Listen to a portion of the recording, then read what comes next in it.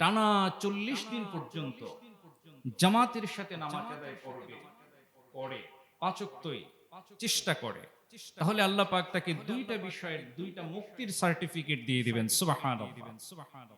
তিরমিজির 241 নম্বর হাদিস, আল্লাহর নবী বলছেন, মান সাল্লা লিল্লাহি 40 ইয়াওমান ফি জামাআতিন, কোন ব্যক্তি যদি 40 দিন পর্যন্ত আল্লাহর সন্তুষ্টির জন্য জামাতের সাথে নামাজ আদায় করে, ইউদরিকুত তাকবীরাতাল উলা, এই জামাতটা হলো কি তাকবীরে উলার সাথে, প্রথম তাকবীরের সাথে ইমামের সাথে যদি কি করে নামাজ আদায় করে, কুতিবাত লাহু বারাআতান, আল্লাহ রাসূল বলছেন আল্লাহ পাক তাকে দুইটা মুক্তি দিয়ে দিবেন। এক নাম্বার হলো বারাআতুম মিনান নার, আল্লাহ পাক তাকে জাহান্নাম থেকে মুক্ত করে দিবেন। সুবহানাল্লাহ। তাহলে 40 দিন তাকবীরে উলার সাথে যদি বান্দা কি করে, আল্লাহর সন্তুষ্টির জন্য নামাজ আদায় করে, আল্লাহ পাক তার অবস্থানটা কোথায় করবেন? জাহান্নাম থেকে মুক্ত করে দিবেন। ওয়াবারাতুম মিনান নিফাক, এবং আল্লাহ সুবহানাহু ওয়া তাআলা তাকে মুনাফিকি থেকে মুক্ত করবেন। সুবহানাল্লাহ। তাহলে আল্লাহ পাক দুইটা জিনিস দান করবেন যেটা প্রত্যেক মুমিনের কাম্য, মুনাফিকি থেকে বেঁচে থাকা এবং জাহান্নাম থেকে মুক্ত হওয়া। তাহলে 5 ওয়াক্ত নামাজ জামাতের সাথে আদায় করলে আল্লাহ সুবহানাহু ওয়া তাআলা আমাদেরকে এই দুইটা মুক্তি আমাদের জীবনে দান করবেন। ভালোভাবে যদি কোনো বান্দা ওযু করে, এরপরে নামাজ আদায়ের উদ্দেশ্যে মসজিদে হয়, আল্লাহ রাসূল কি পুরস্কারের কথা ঘোষণা করছেন? মুসলিম শরীফের 232 নম্বর হাদিস। এই হাদিসে আল্লাহ রাসূল একেবারে এমন পুরস্কারের কথা ঘোষণা করলেন। আল্লাহ রাসূল বললেন যে, মান তাওয়াদা লিস-সালাত ফাসবাগাল লুদুআ, যে ব্যক্তি ভালোভাবে ওযু করে নামাজ আদায়ের উদ্দেশ্যে, সুম্মা মাশা ইলাস-সালাতিল মাকতুবা, এরপরে ফরজ নামাজ আদায়ের উদ্দেশ্যে মসজিদের দিকে কি করে? গমন করে। ফাসালাহা মা'আন নাসি আও মা'আল জামাআতি আও ফিল মাসজিদি গফারাল্লাহু লাহু যুনুবা। আল্লাহ সুবহানাহু ওয়া তাআলা বলছেন, আল্লাহর নবী বলছেন, কোন ব্যক্তি যদি বাসা থেকে সুন্দর করে ফরজ নামাজ জামাতের সাথে আদায় করার উদ্দেশ্যে বের হয়, আল্লাহ তার জীবনের সব সগীরা গুনাহ মাফ করে দেন। সুবহানাল্লাহি ওয়া বিহামদিহি। তাহলে আমরা শুধু জামাতের সাথে নামাজ আদায় করার দ্বারা আমাদের জীবনে অপ্রত্যাশিতভাবে ঘটে যাওয়া, চলতে ফিরতে ওঠা বসায় যত সগীরা গুনাহ আমরা করে থাকি, এই জামাতের সাথে নামাজ আদায় করার দ্বারা আল্লাহ কি করেন? সেই সমস্ত সগীরা গুনাহ আল্লাহ মাফ করে দেন। সুবহানাল্লাহ। মহানাল্লাহ সুবহানাহু ওয়া তাআলা এর দরবারে লাখো কোটি শুকর ও সুজুদ। যে মহান আল্লাহ সুবহানাহু ওয়া তাআলা আমাদের সকলকে দিনের সমস্ত কর্মব্যস্ততাকে উপেক্ষা করে সপ্তাহের শ্রেষ্ঠতম দিন জুমার দিনে আল্লাহর ঘর মসজিদে এসে অবস্থান করার সুযোগটুকু দান করেছেন, সেজন্য আমরা সকলেই কৃতজ্ঞতা আদায় করে বলছি আলহামদুলিল্লাহ। সম্মানিত হাজিরিন, আমরা প্রত্যেক মুমিন হিসেবে একথা বিশ্বাস করি, ইসলামের মধ্যে ঈমান আনয়ন করার পরে সর্বপ্রথম যে ইবাদত আল্লাহ সুবহানাহু ওয়া তাআলা মুমিনদের জন্য আবশ্যক করে দিয়েছেন তা হলো নামাজ। আল্লাহ সুবহানাহু ওয়া তাআলার নবী আমাদেরকে 5 ওয়াক্ত নামাজ জামাতের সাথে আদায় করার জন্য কঠোরভাবে নির্দেশ প্রদান করেছেন।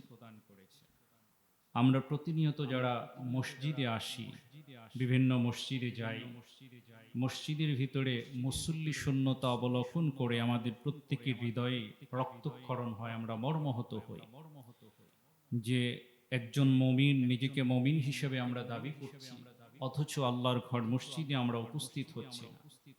আমরা আমাদের মসজিদগুলোকে চমকপ্রদ করার জন্য চেষ্টা করছি, বিলাসী করার চেষ্টা করছি, আরাম আয়েশের সমস্ত উপকরণ সংগ্রহ করার ব্যবস্থা করার চেষ্টা করছি।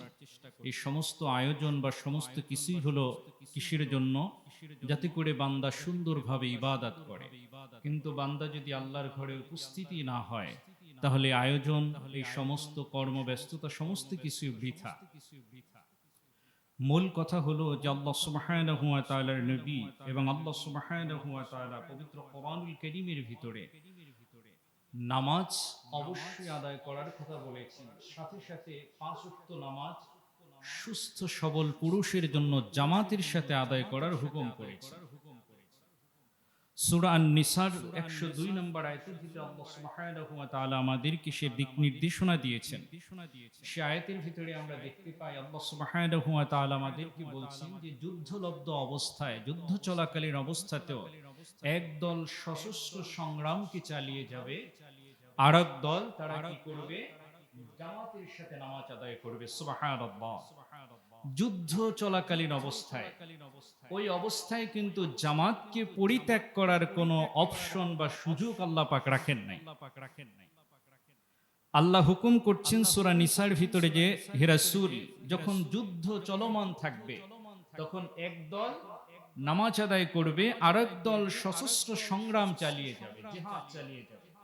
যখন প্রথম পর্বে যারা নামাজ আদায় করছে তাদের নামাজ হয়ে যাবে, পরবর্তী স্তরে পরবর্তীতে পালায় যারা থাকবে তারা আবার নামাজ পড়বে, যাদের নামাজ হয়ে গেছে তারা সশস্ত্র সংগ্রাম চালিয়ে যাবে। সুবহানাল্লাহ। আল্লাহ সুবহানাহু ওয়া তাআলা এই জিহাদের সময়টাতেও নামাজের সাথে, জামাতের সাথে নামাজ আদায় করার ব্যাপারে কোনো ছাড় দেননি। সূরা বাকারার ভিতরে আল্লাহ সুবহানাহু ওয়া তাআলা 43 নম্বর আয়াতের ভিতরে বলছেন, ওয়াকিমুস সালাতা ওয়া আতুস যাকাতা ওয়ারকাউ মা'আর রাকিঈন। আল্লাহ এখানেও স্পষ্ট করলেন যে বান্দা তোমরা নামাজ আদায়কারীদের সাথে কি করো? নামাজ আদায় করো। রুকুকারীদের সাথে তোমরা কি করো? রুকু আদায় করো। সুবহানাল্লাহ। এটার দ্বারাও জামাতে নামাজ আদায় করার ব্যাপারে আল্লাহ সুবহানাহু ওয়া তাআলার নির্দেশ প্রদান করা হয়। তো কোরআনুল কারীমের আল্লাহ সুবহানাহু ওয়া তাআলার নির্দেশনা অনুযায়ী জামাতের সাথে সুস্থ সবল পুরুষের জন্য কোনো বাধা বিপত্তি না থাকলে জামাতের সাথে নামাজ আদায় করা আবশ্যক এবং জরুরি। আল্লাহ সুবহানাহু ওয়া তাআলার নবী সহিহ মুসলিমের 650 নম্বর হাদিসের ভিতরে আমাদেরকে জামাতের সাথে নামাজ আদায় করার ফায়দা কি সেটা আমাদেরকে আল্লাহ রাসূল সে হাদিসের মাধ্যমে উদ্বুদ্ধ করেছেন। রাসূল আকরাম সাল্লাল্লাহু আলাইহি ওয়াসাল্লাম বলছেন যে সালাতুল জামাআতি আফদালু মিন সালাতিল ফজর বি27 দারাজা। কোন ব্যক্তি যদি একাকীভাবে নামাজ আদায় করে সেই ব্যক্তি যে পরিমাণ সওয়াব লাভ করবে তার থেকে জামাতের সাথে নামাজ আদায় করলে তার থেকে 27 গুণ বেশি সওয়াব আল্লাহ তার আমলনামায় দান করবেন। সুবহানাল্লাহ। তাহলে আমি বাসায় বসে নামাজ আদায় করলে যে সওয়াব হতো, আমি যদি মসজিদে এসে বা জামাতের সাথে যেখানেই হোক জামাতের সাথে আমি যদি নামাজটা আদায় করি তাহলে আমার সওয়াবটা কত গুণ বেড়ে যাবে? 27 গুণ পর্যন্ত আল্লাহ বাড়িয়ে দিবেন। সুবহানাল্লাহ। এই 27 গুণ এটা আমার পরকালীন বিজনেস। আমরা দুনিয়ার ব্যবসা যদি হতো 1 পয়সা লাভের জন্য আমরা বহু চেষ্টা করতাম, কিন্তু পরকালের ব্যবসায় আল্লাহ বলছেন, আল্লাহ রাসূল আমাদেরকে বলছেন যে কোনো ব্যক্তি যদি একাকী নামাজ আদায় না করে জামাতের সাথে নামাজ আদায় করে আল্লাহ তার কি করবেন? 27 গুণ বেশি সওয়াব আল্লাহ তার আমলনামায় দিয়ে দিবেন। সুবহানাল্লাহ। আবু দাউদের 547 নম্বর হাদিস, এই হাদিসের ভিতরে আল্লাহ সুবহানাহু ওয়া তাআলার নবী আমাদেরকে জামাতের সাথে নামাজ আদায় করার ব্যাপারে কতটা গুরুত্ব দিয়েছেন হাদিসটা শুনলে আমরা আরো বেশি উপলব্ধি করতে পারব। আল্লাহ রাসূল বলছেন, মা মিন সালাসাতিন ফি ক্বরিয়াতিন, কোন গ্রামের ভিতরে যদি 3 জন প্রাপ্তবয়স্ক পুরুষ থাকে, কোন গ্রামের ভিতরে যদি 3 জন প্রাপ্তবয়স্ক পুরুষ থাকে, লা ইউআযানু ওয়া লা তুকামু ফীহিমুস সালাহ, এবং সেখানে যদি আজান এবং ইকামত দেওয়া হয়, আজান এবং ইকামত দিয়ে যদি নামাজ ইল্লাস্তাহওয়াযা আলাইহিমুশ শাইতান, আল্লাহ রাসূল বলছেন যে কোন গ্রামের ভিতরে যদি 3 জন প্রাপ্তবয়স্ক পুরুষ থাকে, সেখানে যদি আজান এবং ইকামত দিয়ে জামাতের সাথে নামাজ আদায় করা না হয় তাহলে শয়তান তাদের উপরে কি করে? জেকে বসে থাকে। শয়তানের ওয়াসওয়াসা তাদের উপরে বিজয় লাভ করে, শয়তান তাদের ওয়াসওয়াসা করে কি করে? বিভ্রান্ত করে দেয়। তাহলে কতটা গুরুত্ব আল্লাহ সুবহানাহু ওয়া তাআলার নবী জামাতের ক্ষেত্রে বলছেন। আল্লাহ রাসূল উপমা দিয়ে বলছেন যে একটা নেকড়ে বাঘ তো একটা দলছুট ছাগলকে কেবল কি করতে পারে? আক্রমণ করতে পারে। যেই ছাগলটা একটা পালের ভিতরে থাকে, ওই পালের ভিতর থেকে যে কোনো নেকড়ে কি করতে পারে না, সহসা সবল দিয়ে বা আক্রমণ করে একটা ছাগলের বাচ্চাকে নিয়ে যেতে পারে না, কারণ সেটা একটা দলের ভিতরে। তাই আল্লাহ রাসূল বলছেন যে তোমাকে শয়তান ওয়াসওয়াসা দিবে তখন যখন তুমি একাকী নামাজ আদায় করো। দলছুট ভাবে নামাজ আদায় করলে আক্রমণ বা ওয়াসওয়াসা বেশি আসে। তাই আল্লাহ রাসূল আমাদেরকে বলছেন যে তোমরা কি করবে, জামাতের সাথে নামাজ আদায় করো। কোন ব্যক্তি যদি টানা 40 দিন পর্যন্ত জামাতের সাথে নামাজ আদায় করে পাঁচ ওয়াক্তই চেষ্টা করে, তাহলে আল্লাহ পাক তাকে দুইটা বিষয়ের দুইটা মুক্তির সার্টিফিকেট দিয়ে দিবেন। সুবহানাল্লাহ। তিরমিজির 241 নম্বর হাদিস, আল্লাহর নবী বলছেন, মান সাল্লা লিল্লাহি 40 ইয়াওমান ফি জামাআতিন, কোন ব্যক্তি যদি 40 দিন পর্যন্ত আল্লাহর সন্তুষ্টির জন্য জামাতের সাথে নামাজ আদায় করে, ইউদরিকুত তাকবীরাতাল উলা, এই জামাতটা হলো কি তাকবীরে উলার সাথে, প্রথম তাকবীরের সাথে ইমামের সাথে যদি কি করে নামাজ আদায় করে, কুতিবাত লাহু বারাআতান, আল্লাহ রাসূল বলছেন আল্লাহ পাক তাকে দুইটা মুক্তি দিয়ে দিবেন। এক নাম্বার হলো বারাআতুম মিনান নার, আল্লাহ পাক তাকে জাহান্নাম থেকে মুক্ত করে দিবেন। সুবহানাল্লাহ। তাহলে 40 দিন তাকবীরে উলার সাথে যদি বান্দা কি করে, আল্লাহর সন্তুষ্টির জন্য নামাজ আদায় করে, আল্লাহ পাক তার অবস্থানটা কোথায় করবেন, জাহান্নাম থেকে মুক্ত করে দিবেন। ওয়াবারাতুম মিনান নিফাক, এবং আল্লাহ সুবহানাহু ওয়া তাআলা তাকে মুনাফিকি থেকে মুক্ত করবেন। সুবহানাল্লাহ। তাহলে আল্লাহ পাক দুইটা জিনিস দান করবেন যেটা প্রত্যেক মুমিনের কাম্য, মুনাফিকি থেকে বেঁচে থাকা এবং জাহান্নাম থেকে মুক্ত হওয়া। তাহলে 5 ওয়াক্ত নামাজ জামাতের সাথে আদায় করলে আল্লাহ সুবহানাহু ওয়া তাআলা আমাদেরকে এই দুইটা মুক্তি আমাদের জীবনে দান করবেন। ভালোভাবে যদি কোনো বান্দা ওযু করে এরপরে নামাজ আদায়ের উদ্দেশ্যে মসজিদে হয়, আল্লাহ রাসূল কি পুরস্কারের কথা ঘোষণা করছেন, মুসলিম শরীফের 232 নম্বর হাদিস। এই হাদিসে আল্লাহ রাসূল একেবারে এমন পুরস্কারের কথা ঘোষণা করলেন। আল্লাহ রাসূল বললেন যে মান তাওয়াদা লিস-সালাত ফাসবাগাল লুদুআ, যে ব্যক্তি ভালোভাবে ওযু করে নামাজ আদায়ের উদ্দেশ্যে, সুম্মা মাশা ইলাস-সালাতিল মাকতুবা, এরপরে ফরজ নামাজ আদায়ের উদ্দেশ্যে মসজিদের দিকে কি করে, গমন করে, فصلاها مع الناس أو مع الجماعة أو في المسجد غفر الله له ذنوبه। আল্লাহ সুবহানাহু ওয়া তাআলা বলছেন, আল্লাহর নবী বলছেন, কোন ব্যক্তি যদি বাসা থেকে সুন্দর করে ফরজ নামাজ জামাতের সাথে আদায় করার উদ্দেশ্যে বের হয়, আল্লাহ তার জীবনের সব সগীরা গুনাহ মাফ করে দেন। সুবহানাল্লাহি ওয়া বিহামদিহি।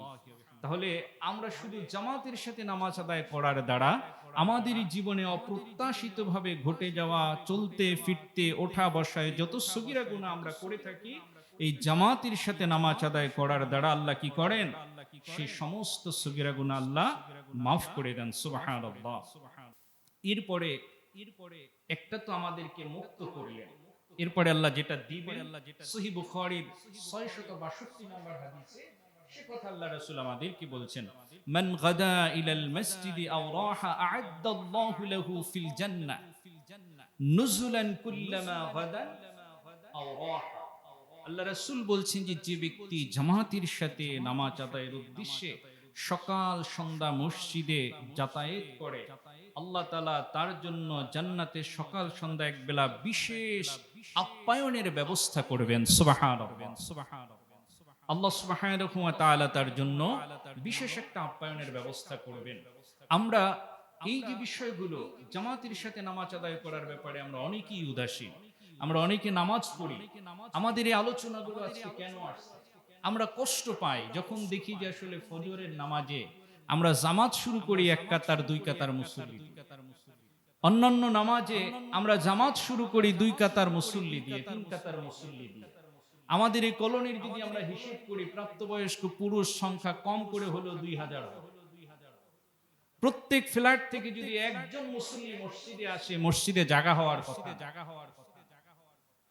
এই মসজিদে জায়গা হওয়ার কথা না, প্রত্যেক বাসা থেকে যদি একজন মুসল্লি মসজিদে আসে, কিন্তু সবাই আমরা মুসলমান দাবি করি, আল্লাহ রাসূলের উম্মত দাবি করি, কিন্তু মসজিদমুখী আমরা এখনো হতে পারিনি।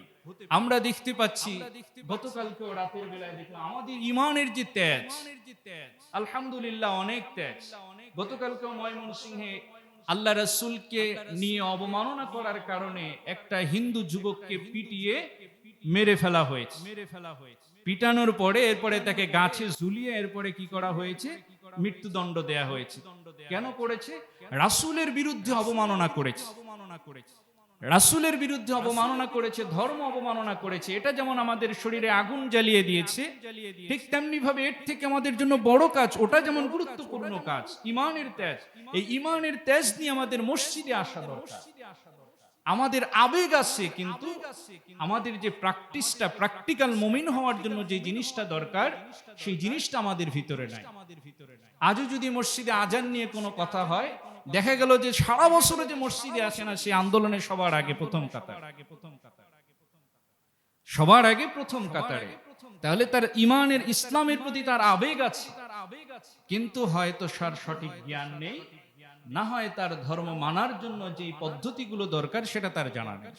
তা আমার সবকিছু দরকার, তার ভিতরে আমার 5 ওয়াক্ত নামাজ জামাতের সাথে আদায় করা মুমিন হিসেবে অত্যন্ত জরুরি, অত্যন্ত জরুরি, অত্যন্ত জরুরি। আমি যদি নিজেকে মুমিন হিসেবে পরিচিত করতে চাই, তাহলে আমাকে মসজিদে আসতেই হবে।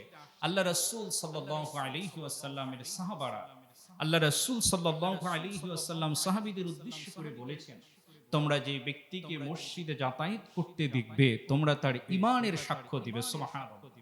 তাহলে কোনো ব্যক্তি যদি ইন্তেকাল করে, ইন্তেকাল করার পরে ওই ব্যক্তি মুমিন ছিল কিনা, এই সাক্ষ্য কারা দেবে? মসজিদের মুসল্লিরা দিবে।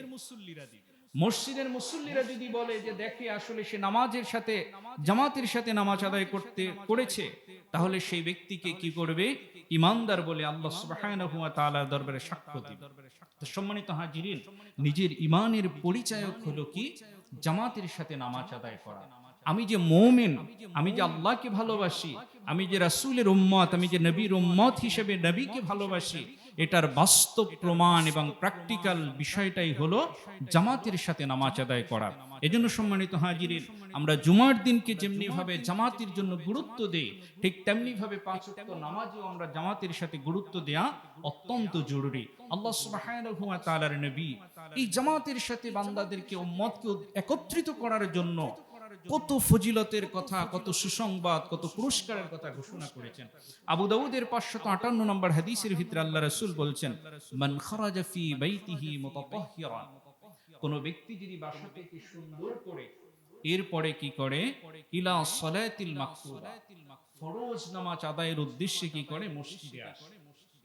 বাসা থেকে ওযু করে পবিত্র হয়ে ফরজ নামাজ আদায়ের উদ্দেশ্যে মসজিদে আসে, ফাআজরুহু কাআজরিল হাজ্জিল মুহরিম। আল্লাহর নবী বলছেন, ওই ব্যক্তির মর্যাদা আল্লাহ পাক ইহরাম বাঁধা হাজী সাহেবের সমতুল্য করে দিবেন। সুবহানাল্লাহ। একজন হাজী সাহেব 8 থেকে 10 লাখ টাকা খরচ করে ইহরাম বাঁধলে যে মর্যাদা পেত, কোন ব্যক্তি বাসা থেকে ওযু করে মসজিদের উদ্দেশ্যে, নামাজের উদ্দেশ্যে আসলে, ফরজ নামাজ আদায়ের উদ্দেশ্যে রওনা দিলে, আল্লাহ পাক তাকে সেই সমপরিমাণ মর্যাদা দিয়ে দিবেন। সুবহানাল্লাহ। তাহলে আমরা যারা, দেখা যায় যে কত হাজী সাহেব আছেন, বছরে প্রত্যেকবার হজ করে, মাঝে মধ্যে আবার 2-4 বার উমরাও করে, কিন্তু আল্লাহর ঘর মসজিদে তারে আমরা খুঁজে পাই না। মসজিদে তারে আমরা খুঁজে পাই না, কিন্তু সে বছরে 2-3 বার কি করে? উমরাও করে, আবার বছরে দেখা যায় প্রতিবার এই হজও করে। সে করুক, সেটা ভালো কাজ, অবশ্যই সেটার গুরুত্ব আছে, কিন্তু এর থেকে বড় গুরুত্ব হলো 5 ওয়াক্ত নামাজ জামাতের সাথে মসজিদে এসে আদায় করা। তাই সম্মানিত হাজিরিন, আমাদের জন্য প্রত্যেকের উচিত 5 ওয়াক্ত নামাজ জামাতের সাথে আদায় করার চেষ্টা করা। আমরা যদি 5 ওয়াক্ত নামাজ জামাতের সাথে আদায় না করি, আল্লাহ সুবহানাহু ওয়া তাআলার নবী আমাদের জন্য বড় ক্ষতির কথা বলেছেন। কয়েকটা হাদিস আমি আপনাদের সামনে উদ্ধৃত করতে চাই। আল্লাহ রাসূল সাল্লাল্লাহু আলাইহি ওয়াসাল্লাম হাদিস পাকের ভিতরে বলছেন, আব্দুল্লাহ ইবনে মাসউদ রাদিয়াল্লাহু তাআলা আনহু তিনি বলছেন, লাকাদ রাআইতুনা, আমরা নিশ্চিতভাবে যাদেরকে দেখতাম যে আমাদের মধ্যে নিশ্চিতভাবে মুনাফিক এবং অসুস্থ ব্যক্তি, মুনাফিক এবং অসুস্থ ব্যক্তি, এই 2 শ্রেণীর মানুষ ছাড়া যারা মসজিদে আসতো না, তাদেরকে আমরা মুনাফিক হিসেবে জানতাম। নাউযুবিল্লাহ। যারা অসুস্থ, আর একটা হলো যারা রুগ্ন ব্যক্তি এবং মুনাফিক। ইমানদারের ভিতরে কি আছে? মুনাফিক আছে। তাহলে মুনাফিক এবং অসুস্থ ব্যক্তি ছাড়া রাসূলের যুগে কোন সাহাবী, কোন ইমানদার যদি মসজিদে না আসতো জামাতে, তাহলে তাকে কি হিসাবে পরিচয় করিয়ে দেওয়া হতো? মুনাফিক হিসেবে তাকে পরিচয় করিয়ে দেওয়া। তাহলে আল্লাহ রাসূল সাল্লাল্লাহু আলাইহি ওয়াসাল্লামের সাহাবী তিনি বলছেন যে মসজিদে যারা না আসতো তারা কি হিসেবে পরিচয় লাভ করত? মুনাফিক হিসেবে পরিচয় লাভ করত। তাহলে আমাদের যুগে বহু মুসলমান আমরা পাই যে নামাজ না পড়লেও ইমাম সাহেবের থেকে খতিব সাহেবদের তাকে তার ঈমান মজবুত। নামাজের জন্য ডাকলেও কি হুজুর যান আসতেছে, জামাতের জন্য ডাকলেও হুজুর যান আসতেছে, কিন্তু সে চার দোকানে বসে আড্ডাবাজি করে, বিড়ি সিগারেট খায়, গল্প গুজব করে, গীবত করে, হিংসা বিদ্বেষ করে, এরপরে সে মসজিদে আসে না, আর সে মনে মনে ভাবে যে মরার সাথে সাথে সে জান্নাতুল ফেরদাউস পাবে। মনে মনে ভাবে যে জান্নাতুল ফেরদাউস আল্লাহ তার জন্যই রেডি করে রাখছে, কিন্তু সে আজান শুনেও মসজিদের দিকে যেতে চায়। আমাদের উপলব্ধি হয় না, আমাদের বোধ শক্তি হয় না যে এতগুলো মসজিদে একত্রে আজান হয়, এতগুলো মাইকে একত্রে ডাকা হয়, এরপর আমাদের হৃদয়টা একটু কাঁপে না। আপনি উপলব্ধি করতে পারেন যে রাসূল যখন কাবার চত্বরে সিজদা করেছিলেন, সেই আবু জাহেল, উতবা, সাইবা, কাফির মুশরিকরা নবীর পিঠের উপরে পচা উটের সেই নাড়ি ভিড়িগুলো চাপিয়ে দিয়েছিল। ভাবতে পারেন সেই দুর্গন্ধের কথা। একটা গরু মারা গেলে তার পাশ দিয়ে হেঁটে যেতে পারেন? পারি না তো আমরা। কিন্তু সেই পচা নাড়ি ভিড়িগুলো নবীর ঘাড়ের উপরে চাপিয়ে দিয়েছে নামাজ আদায় করার। নবী অসুস্থ হয়েছেন, দুজন সাহাবীর কাঁধে ভর করে করে এরপরে নামাজের জামাতের সাথে শামিল হয়েছে।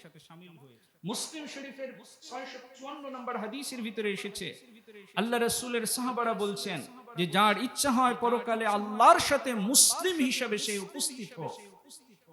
মুসলিমের সহিহ মুসলিমের হাদিস, আল্লাহ রাসূলের সাহাবী বলছেন, আব্দুল্লাহ ইবনে মাসউদ রাদিয়াল্লাহু তাআলা আনহু থেকে বর্ণিত হাদিস, তিনি বলছেন যার ইচ্ছা হয় হাসরের মাঠে আল্লাহর সাথে মুসলিম হিসাবে সাক্ষাৎ করতে, যার ইচ্ছা হয় সে যেন জামাতের সাথে নামাজ আদায়ে যত্নবান হয়। সুবহানাল্লাহ। যে আশা করে যে আল্লাহর সামনে মুসলমান হিসেবে দাঁড়াবে, তার জন্য আবশ্যক হলো জামাতের সাথে 5 ওয়াক্ত নামাজ আদায় করা। আল্লাহ সুবহানাহু ওয়া তাআলার সামনে আমরা কি হিসেবে জবাব দিব?